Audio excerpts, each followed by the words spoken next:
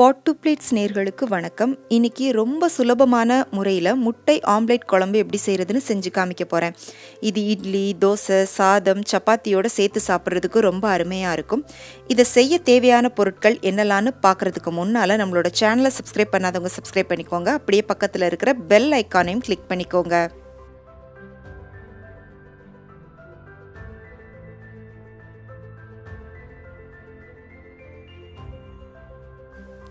முதல்ல ஆம்லேட் பண்ணுறதுக்காக 3 முட்டை எடுத்துக்கோங்க. இதோட கொஞ்சமாக தண்ணி சேர்த்து நல்லா அடித்து வச்சுக்கோங்க. இதோட ஒரு பெரிய வெங்காயத்தையும் 2 பச்சை மிளகாவையும் பொடி பொடியாக நறுக்கி சேர்த்து கலந்துக்கோங்க. பொட்டுக்கடலையை மிக்சியில் போட்டு நல்லா பவுடர் பண்ணி ஒரு 2 டேபிள் ஸ்பூன் இதில் சேர்த்து கலந்துக்கோங்க. ஆம்லேட்டுக்கு தேவையான அளவுக்கு மட்டும் உப்பு சேர்த்துக்கோங்க. இப்போ ஒரு பெரிய தவாலையோ அல்லது தோசைக்கல்லையோ கொஞ்சமாக எண்ணெய் சேர்த்துட்டு அது நல்லா சூடானதும் நம்ம கலந்து வச்ச முட்டை கலவையை அதில் ஊற்றிக்கோங்க. இப்போ ஆம்லெட்டோட அடிபாகம் நல்லா வெந்ததும் இன்னொரு பக்கம் திருப்பி போட்டுக்கோங்க. நீங்கள் ஆம்லெட் பண்ணும்போது அடுப்பை மிதமான சூடில் வச்சுக்கோங்க. அதிகமான சூடில் வச்சிங்கன்னா டக்குன்னு கருகிடும். இப்போ பாருங்கள், நம்மளோட ஆம்லெட் நல்லா அழகாக உப்பி எழும்பி வந்திருக்கு. இப்போ 2 பக்கமும் வெந்ததும் நீங்கள் இதை அடுப்புலேருந்து எடுத்துருங்க.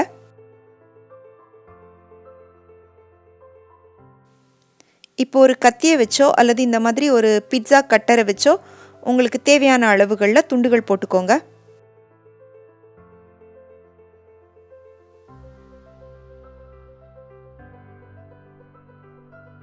இப்போ நீங்கள் குழம்பு பண்ண போகிற பாத்திரத்தில் 4 டேபிள் ஸ்பூன் நல்லெண்ணெய் ஊற்றிக்கோங்க.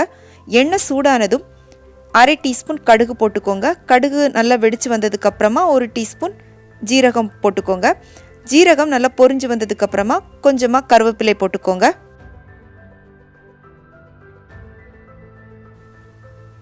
இப்போ இதில் 2 பெரிய வெங்காயத்தை நல்லா பொடி பொடியாக நறுக்கி போட்டுக்கோங்க.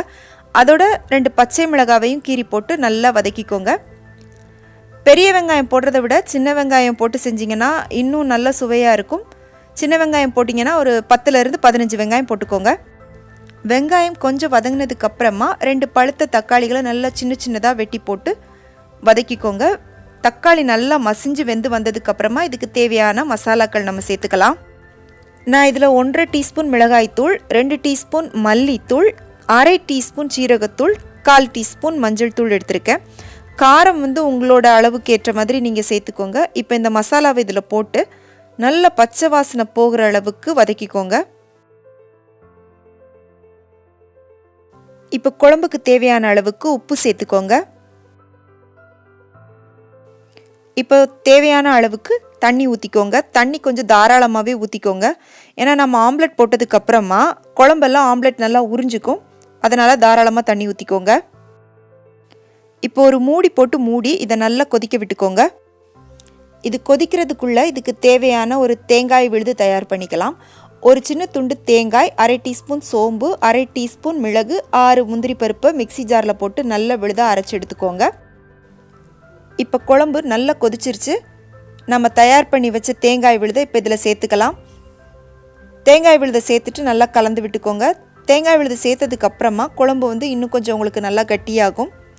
இதை ஒரு 2 நிமிஷம் நல்லா கொதிக்க விட்டுட்டு அதுக்கப்புறமா நம்ம தயார் பண்ணி வச்ச ஆம்லெட்டை இதில் சேர்த்துக்கலாம்.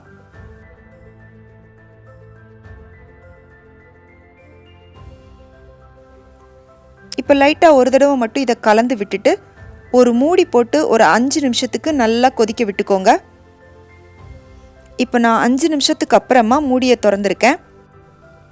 இப்போ பார்த்தீங்கன்னா நம்ம போட்டதை விட ஆம்லெட்டோட அளவு கொஞ்சம் உப்பி பெருசாகி வந்திருக்கு. இதுக்கு காரணம் நம்ம இதில் சேர்த்த பொட்டுக்கடலை மாவு.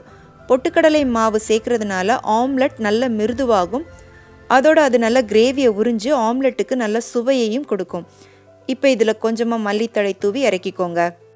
இதை நீங்கள் செஞ்ச உடனே சாப்பிட்றத விட கொஞ்ச நேரம் வச்சுட்டு சாப்பிட்டீங்கன்னா இதோட சுவை இன்னும் உங்களுக்கு அதிகமாகும். சுவையான இந்த ஆம்லெட் குழம்பை நீங்களும் உங்கள் வீட்டில் செஞ்சு பாருங்கள். செஞ்சு பார்த்துட்டு எப்படி இருந்துச்சுன்னு உங்களோட கருத்துக்களை எனக்கு சொல்லுங்கள். மறக்காமல் உங்கள் ஃப்ரெண்ட்ஸுக்கும் ஷேர் பண்ணுங்கள், லைக் பண்ணுங்கள், சேனலுக்கு சப்ஸ்கிரைப் பண்ணுங்கள். நன்றி, வணக்கம்.